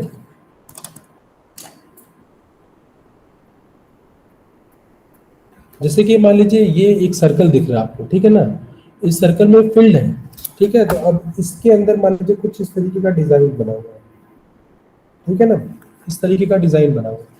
तो अब इसके लिए क्या करेंगे, वो बटर पेपर वाला चीज लेके, मटेरियल लेके, उसके ऊपर वो आउटलाइन करके उसके ऊपर रख के काम करेंगे, वो फिर then they will do all the analysis, ठीक है। तो वैसे ही एनालिसिस आप कर सकते हैं। For example if you are taking this texture, now make the different layers, ठीक है। टेक्सचर का एक डिफरेंट लेयर बनाया, इसी आपने वो का इमिटेट किया, उस आर्टिस्ट का जिसका इमिटेट किया, उस दोनों आर्टिस्ट का लिया, लेने के बाद उसके ऊपर ट्रेसिंग पेपर रखा, सिंपल, और जो टेक्सचर है उन दोनों को ड्रॉ किया, दोनों को ड्रॉ करने के बाद दोनों टेक्सचर पेपर को लेके, दोनों ट्रेसिंग पेपर जो आपका बनाया हुआ, जो आर्टिस्ट का, दोनों को एक के ऊपर रखा, now you can make the separation, ठीक है, यूजिंग सम हाइलाइटर्स, कुछ भी ऐसा है, या स्केच पेन, कि ये अंतर है, ठीक है। जब एक कलाकार एक ही कलाकार की अगर मीडियम या फिर रेप्लिकेशन ऑफ द सिंबल्स, ऐसी चीज़ों का जब एनालिसिस करते हैं, तो यही मेथड यूज करते हैं। कोई नाम है, मैं आपको शेयर करूंगा, ठीक है।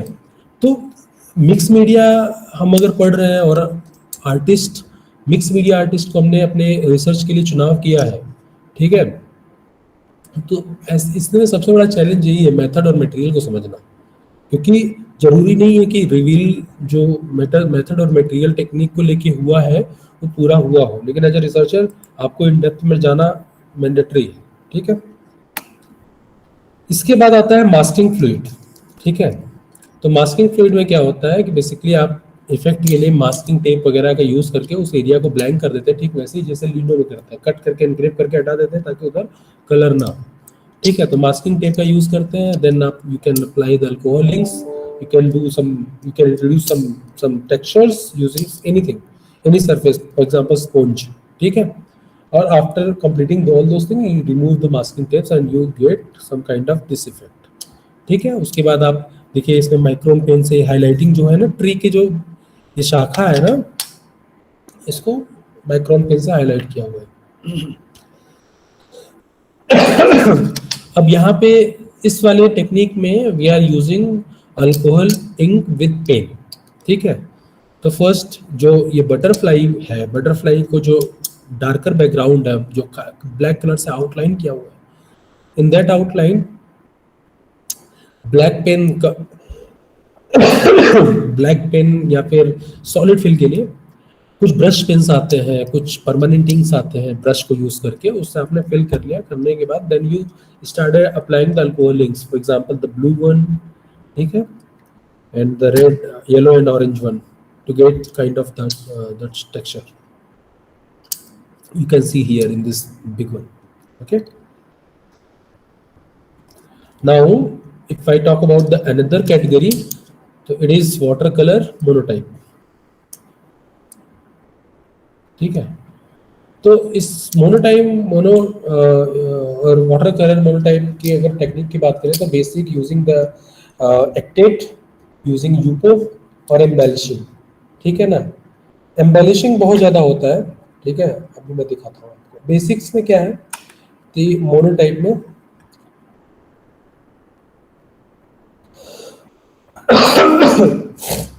वाटर कलर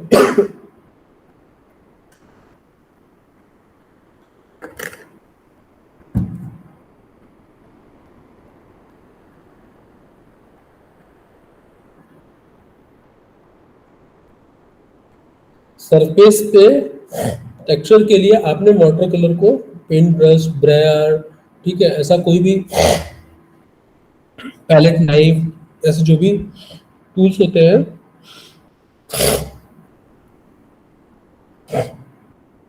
उन टूल्स का यूज करके आप डिफरेंट टाइप के टेक्सचर का जो है एक सेग्रीगेशन करते हैं, ठीक है ना।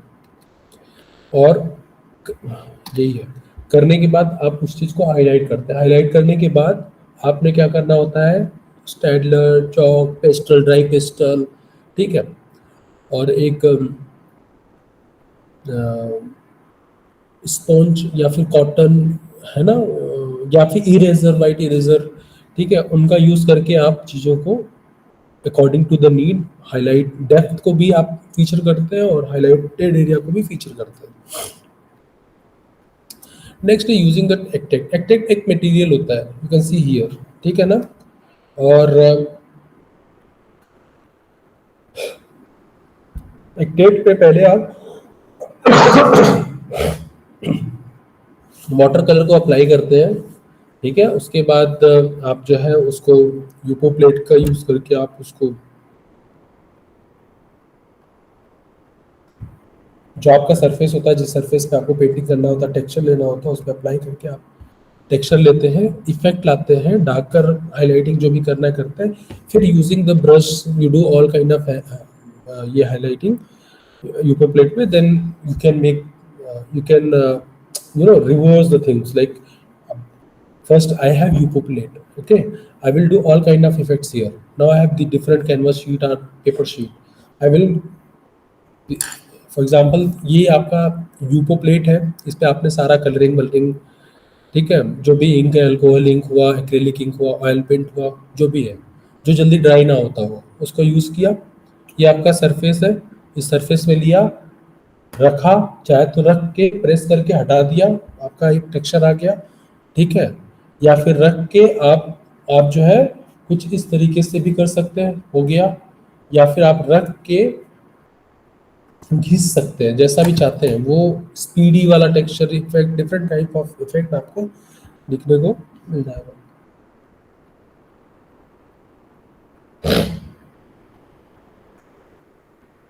एम्बेलिशिंग का मतलब क्या होता है ना, एम्बेलिशिंग का सिंपल सा मतलब होता है after doing anything applying something on the surface using something some other material, ठीक है ना, that is embellishing. If you had created one painting using the acrylic color, now you want to do some kind of embellishment. For example, एक जो है female figure आपने बनाया और आप उसके एक वो ईयर रिंग्स है, नाउ अगर ईयर रिंग की जगह कुछ मेटल के तार आपने लगा दिए तो it is kind of embellishment. So और उसके लिए कोई भी मटेरियल आप यूज कर सकते हो। You can also use the paint. For example I have painted one thing, ठीक है, और वहाँ पे मुझे कोई एक जगह हाईलाइट करना है, कोई उभार है ना, जैसे कि एक आदमी का मैंने पोर्ट्रेट बनाया, उसने तिलक लगाया हुआ है, ठीक है ना, और मुझे वो जो तिलक लगाया हुआ तिलक है ना उसको ज़्यादा एम्फेसिस करना है। तो मैंने क्या किया, येलो कलर का तिलक है या रेड कलर का तिलक है, तो मैंने क्या किया कि उठाया मोटा सा एक्रेलिक पेंट या ऑयल है ना, और थिक सा एकदम पूरा थिक, और नाइफ को लेके नाइफ से वहाँ पे ऐसे उस तिलक वाले जगह पे तिलक वाले जेस्चर में ही लगा के छोड़ दिया। अब ये यहाँ पे मैंने पेंट ही यूज़ किया, लेकिन ये एम्बेलिशमेंट है, ठीक है। गुलाबी मीनाकारी एक प्रोडक्ट होता है, तो मीनाकारी प्रोडक्ट क्या होता है, सिल्वर मेटल होता है, उसके ऊपर एम्बेलिशिंग होती है, एम्बेलिशमेंट होता है, ठीक है। तो क्या हुआ, सिल्वर मेटल लिया, उसको पीट के और शेप किया, वो जो मयूर है क्या डिफरेंट जो आकृति है, उस आकृतियों के हिसाब से उधर जगह बनाया, और उसके बाद उनके पास जो कलर्स होते हैं ना वो ग्लास का मिक्सचर होता है, पाउडर्ड ग्लास होते हैं, ठीक है ना, उस पाउडर्ड ग्लास को उसके ऊपर रखते हैं, ठीक है, रखने के बाद उसको हीट करने के लिए छोड़ देते हैं। वो पाउडर ग्लास होता है मेल्ट होके जम जाता है, वहाँ पे सिल्वर जो मेटल होता है उस मेटल के साथ जम जाता है। अब निकाल देते हैं तो वो मीनाकारी ऐसे दिखता है। तो वो जो मेटल के ऊपर जो पाउडर ग्लास का एप्लीकेशन है, दैट इज, उस एप्लीकेशन को अगर मैं टेक्निक बोलूँ तो वो एम्बेलिशिंग, ठीक है। तो एम्बेलिशमेंट कर सकते हैं।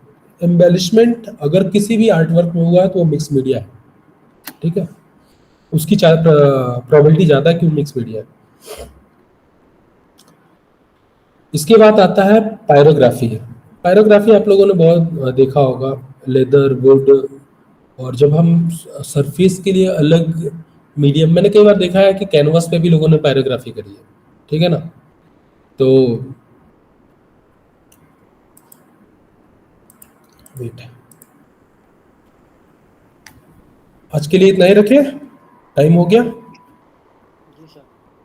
ओवर हो गया होगा। Shubham ma'am, are you there? Shubham ma'am,